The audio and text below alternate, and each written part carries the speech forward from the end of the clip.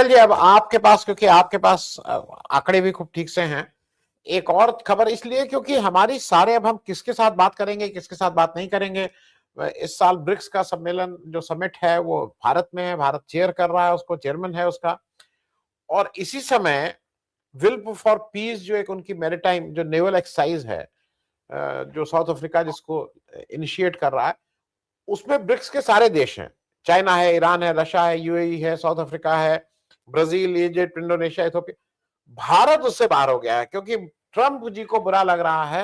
वो कहते हैं ब्रिक्स जो है वो एंटी अमेरिकन है, और इसलिए वो भारत उससे अपने को बाहर कर रहा है, कर लिया है भारत उससे एक्साइज में। मैं जो समझना चाह रहा हूं कि आप क्या, अगर केवल अमेरिका के साथ भी जाएं, तो क्या व्यापारिक दृष्टि से अमेरिका ने अभी तक आपको कुछ ऐसा दिखाया है कि आपका व्यापार बहुत बढ़ जाएगा, आपका इमिग्रेशन, आपके जो यहाँ से जो लेबर फोर्स है, टेक्निकल लेबर फोर्स जो है वो वहां चली जाएगी? क्यों, मतलब there has to be something. और जो हम लोगों को तो भाई हम लोग अटकल लगा रहे हैं कि अडानी जी का कुछ मामला है, या सुब्रमण्यम स्वामी कहते हैं कि इनका कुछ मामला है, इसलिए अमेरिका बामर उड़ रहा है। आपके अपने उससे क्या लगता है कि क्यों हम लोग इतना कितना क्यों झुकते जा रहे हैं, शीतल भाई? देखिए, भारतीय दक्षिण पंथ अपने शुरुआत से ही वो प्रो अमेरिकन या प्रो वेस्टर्न उसका आउटलुक था अंतर्राष्ट्रीय मामलों में। हम लोग जब पत्रकारिता में शुरू हुए तो उस जमाने के जो शीर्ष पत्रकार थे, जो एंटी स्टैब्लिशमेंट थे भारत में, और शौरी जी और अन्य बहुत सारे, और मतलब एक तरफ से ज्यादातर ही, वैसे भी हम लोग जो कॉलोनियल लेगेसी थी हमारे मीडिया में, अंग्रेजी मीडिया में जो लीडर है, उसमें तो उसका असर था ही बहुत बड़े पैमाने पर। ज्यादातर संपादक वगैरह तुलनात्मक रूप में प्रो वेस्टर्न होते थे आइडियोलॉजी में, इंटरनेशनल इश्यूज में, और कुछ लोग तो ओपन ही थे, जैसे शौरी वगैरह तो ओपन ही थे। तो इस तरह से हमारा जो दक्षिण पंथ था उसका रुझान उधर ही था शुरू से ही। तो पूरी मतलब ये इनकी आइडियोलॉजिकल थीसिस थी, जो बहुत सारे नेशनल मामलों में और उसमें, तो उसमें उधर के ही जाने के लिए था। तो जब मौका मिला, सरकारें इनकी बनी, तो इन्होंने उन चीजों को पुख्ता करने के प्रयास किए। लेकिन जो जियो पॉलिटिक्स है उसमें उनको ये देखने की जरूरत थी कि भारत की स्थिति क्या है। भारत मतलब दुनिया में हर देश जब अपनी भौगोलिक इकाई और अपने स्वार्थ, अपने संसाधन, अपनी जरूरतें, अपना फायदा, अपना नुकसान देखता है, तो उस टर्मिनोलॉजी में हम वेस्ट के सामने कहाँ खड़े होते हैं, हम उनके लिए किस उपयोग में हैं, और हमारे लिए वो किस उपयोग में है, इसका संतुलन बना के राजनीति तय करनी होती है, और दुनिया में सभी देश ऐसा करते हैं। तो जब हमारे दक्षिण पंथ ने, जब उसके पास सत्ता आई, चाहे अटल जी के जमाने में आई हो या एक समय में जनता दल भी बना था, तो उसमें भी इस तरह की भावना थी। तो उसके बाद जब ये पूरी सत्ता आ गई कि हमारे बहुमत ही इनके पास था अपने अकेले पार्टी के रूप में, तो इस पे बहुत तेजी आई इस मामले में। हालांकि मनमोहन सिंह जी के जमाने में ही भारत और अमेरिका के संबंध असाधारण ऊंचाइयों पर पहुंच गए थे, कि जब उन्होंने वामपंथी दलों को दरकिनार करके और एक अलायंस किया था जिसमें उनकी सरकार खतरे में भी जा सकती थी।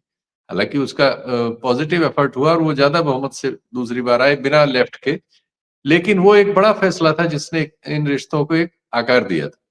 तो लेकिन जब ये लोग आए तो इन्होंने सोचा कि हम तो पहले से इसी लाइन के आदमी, हम तो बहुत तेज चलेंगे, और ये चले अपने हिसाब से बहुत तेज। लेकिन वही है कि आपको रियलिटी बाइट तो देखना पड़ती है, आप उनके लिए किस लिए जरूरी है ये समझना होता है। आप उनके लिए सिर्फ इसलिए जरूरी है कि कल को उनका चीन से अगर युद्ध हो, कोई बड़ा युद्ध हो, तो उसमें लड़ने के लिए पैदल सैनिक जो चाहिए, वो अपने लोगों को कहीं नहीं मरवाना चाहते, उनको हमेशा फॉर्डर चाहिए दूसरे का।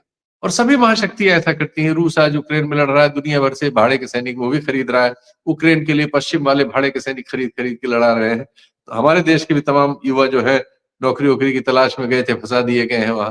तो इस तरह के देशों में जिनमें जो ज्यादातर ये लोग ऐसा करते हैं, और द्वितीय विश्व युद्ध वगैरह में हुआ ही था कि हमारे जैसे देशों के बहुत सारे नौजवानों को वहां मोर्चे पे लगा के इस्तेमाल कर लिया गया था। हमारा वही इस्तेमाल है वेस्ट की निगाह में, अमेरिका की निगाह में। ये बात जो हमारा आजादी की लड़ाई से निकला हुआ नेतृत्व था, नेहरू जी वगैरह के रूप में, उसको चीजें बहुत क्लियर थी उस समय, अंतरराष्ट्रीय परिदृश्य भी क्लियर था, और वो चूंकि पोस्ट कॉलोनियल आंदोलन से निकला था, उस जमाने की पूरी लड़ाई से, तो उसको ये सब चीजें स्पष्ट थी। तो उन्होंने तीसरी धारा पैदा करने की कोशिश की, जिसमें हमारी तरह के दूसरे देशों के बीच एकता, और उन लोगों को एक गुट निरपेक्ष आंदोलन इस देश में और दुनिया में पैदा किया, और उसकी लीडरशिप ली, भारत को मिली वो एक तरह से लीडरशिप। भारत का बड़ा मान सम्मान अफ्रीका में, लैटिन अमेरिका में, एशिया में, सब जगह रहा, और वो था। अब क्या हुआ, चूंकि इन्होंने दूसरा रास्ता चुना, जिसके लिए ये नहीं सोचा कि हमारे पास उनको देने के लिए इसके अलावा क्या। हमारा एक्सपोर्ट दुनिया के एक्सपोर्ट का 2% भी नहीं है, हमारी इकोनॉमी दुनिया की इकोनॉमी की 3.5% भी नहीं है। हम कोई बंदूक भी नहीं बनाते, गोली भी नहीं बनाते, गोला भी नहीं बनाते, जहाज भी नहीं बनाते। हम क्या करते हैं? हमारे पास सिवाय आबादी के 1.5 अरब आबादी के क्या चीज है देने के लिए? हम उनके लिए फॉर्डर है। चीन से लड़ाई हो तो हमारे पास 1.5 अरब आबादी है, उसमें से 10-20 लाख लोगों को वो फौजी बना के अपनी ओर से लड़ा दें, इसके अलावा उनके लिए हमारा उपयोग नहीं। लेकिन अब इस रियलिटी को इतना प्रोपेगेंडा से मोदी जी आए थे, इतने बड़े झूठ पर वो सवार थे कि उसमें जब अंतरराष्ट्रीय गुब्बारा उन्होंने फुलाया, जैसा एक पूर्व वक्ता ने सही कहा कि वो गुब्बारा इतना फर्जी और इतना बड़ा हो गया कि उसको दगना ही था, वो रियल तो था ही नहीं, उसकी जमीन तो थी ही नहीं, तो वो फट गया है इस समय। अब उसके चिथड़े बिखरे हुए हैं और विभिन्न समुद्रों में उसके अलग अलग तरह से बह रहे हैं, और ये विभिन्न फैसले हमें उसमें अपने को, इस पूरे देश को और हम सब नागरिकों को उस अपमान का भागीदार बना रहे हैं, जिसके लिए हमारा कोई रोल नहीं। ये हमारे नेतृत्व की खाम ख्याली का नतीजा है, लेकिन कीमत हमें चुकानी ही चुकानी है, क्योंकि भाई फैसला तो जो होता है वो सब पर लागू हो जाता है। कर्जा वो ले रहे हैं तो हमें आपको ही देना है। तो इसी तरह के इन अंतर्राष्ट्रीय फैसलों में जो ये ऐसी गलतियां कर रहे हैं जिनको रिपेंट करना भविष्य में आसान नहीं होगा, या उसमें पीढ़ियां लग जाएंगी, तो ये उस तरह की गलती है। अब वो झूले पर सवार है, वहां से डांटे जाते हैं तो इधर भागते हैं कि चलो रूस हो आए और पेचिंग चले जाएं, वहां हाथ मिला ले, वहां फोटो खिंचा ले। ब्रिक्स वाले नेवल एक्सरसाइज कर रहे हैं तो हिम्मत नहीं है कि आप भी इसमें शामिल हो जाए। हिम्मत तो उसी दिन नहीं थी जब आपको बिना बुलाए आप ट्रंप के जीतने पर अपनी ओर से भाग के गए उनको बधाई देने फरवरी में। हुआ क्या? बैठा के आपके मुंह पे उन्होंने ब्रिक्स को लेके क्या कहा उन्होंने, व्हाट इज ब्रिक्स, क्या है ब्रिक्स? क्योंकि ब्रिक्स तो उनके डॉलर के जो सुप्रीमेसी है उसको तोड़ रहा है, तो उससे बौखलाया हुआ है अमेरिका। ट्रंप तो अपने आर्थिक इंटरेस्ट देख रहे हैं ना, उनके सामने जो इंफॉर्मेशन है वो उनके अमेरिका के इंटरेस्ट में है। उसमें सबसे बड़ा पहले ही लिखा हुआ पहली लाइन कि ये जो ब्रिक्स नाम की संस्था है ये डॉलर सुप्रीमेसी को तोड़ने के लिए है। तो वो बिलबिलाया हुआ था, उसने डांटा बड़ी जोर से, इनकी हिम्मत नहीं थी। जेलेंस्की जो उन्हीं लोगों के हथियारों पर, उन्हीं के पैसे पर एक लड़ाई लड़ रहा है, उसने उनके मुंह पे जो कहना था वो कह दिया। ये अपना वैसे जैसा होता है, ज्यादातर अंग्रेजी तो जल्दी ये समझ भी नहीं पाते, देर लगती है जब तक उसका मतलब समझते हैं या कोई अनुवादक बताए, तो ये सिर्फ ही करते रहते हैं। वो इनके मुंह पे कह रहा था ये क्या ब्रिक्स है, क्या ब्रिक्स फिक्स होता है, कुछ नहीं होता। बताइए, हम चेयर कर रहे हैं आज ब्रिक्स को, और हमारे मुंह पे ये कहा गया, हमारी हिम्मत नहीं थी कि हम कुछ बोल पाते। तो इस चीज ने हमें एक बड़े हास्यास्पद स्थिति में पैदा कर दिया है। क्योंकि आप जब इस तरह की परिस्थिति में होते हैं तो आपको गेज भी कर लेता है सामने वाला। 3-4 मीटिंग में ट्रंप से जिस तरह से लपलपा के मिले, जैसे उसके लिए रैली भारत में आयोजित की, जैसे उसके लिए रैली करने भारतीयों की अमेरिका चले गए थे उसके पिछले टर्म में, वो समझ गया था कि इनकी रीढ़ में कितना दम है। आर्थिक आंकड़े तो उसके पास है ही है जो मैंने पहले बताए, लेकिन एक नेता की भी रीढ़ होती है जो व्यक्तित्व से आती है, वो रीढ़ भी वो समझ गया था कि यहाँ सब खोखला है, झूठ मूठ में झप्पी पाना और हंसना और फोटो खिंचाना, इसके अलावा इस आदमी में कुछ नहीं है। तो माय डियर फ्रेंड तो कहता है, लेकिन अंदर से जानता है कि ये बैंड है बस। तो बैंड बजा रहा है और हम बज रहे हैं। हमने कपास पे 11% ड्यूटी घटा दी, क्योंकि पूरी एग्री इंडस्ट्री हम घटा देंगे तो भारत समुद्र में चला जाएगा। 65% आबादी हमारी खेती और खेती से जुड़ी चीजों पर या किसानी पर या गांव पर निर्भर है। तो अगर हम पूरा उसकी बात मान लेंगे, अमेरिका तो हमारा हित थोड़ी सोचता है, वो तो अपना उसको माल बेचना है एग्री सेक्टर में, तो खोलो एग्री सेक्टर। ये नहीं सोच रहा है भूखमरी आ जाएगी।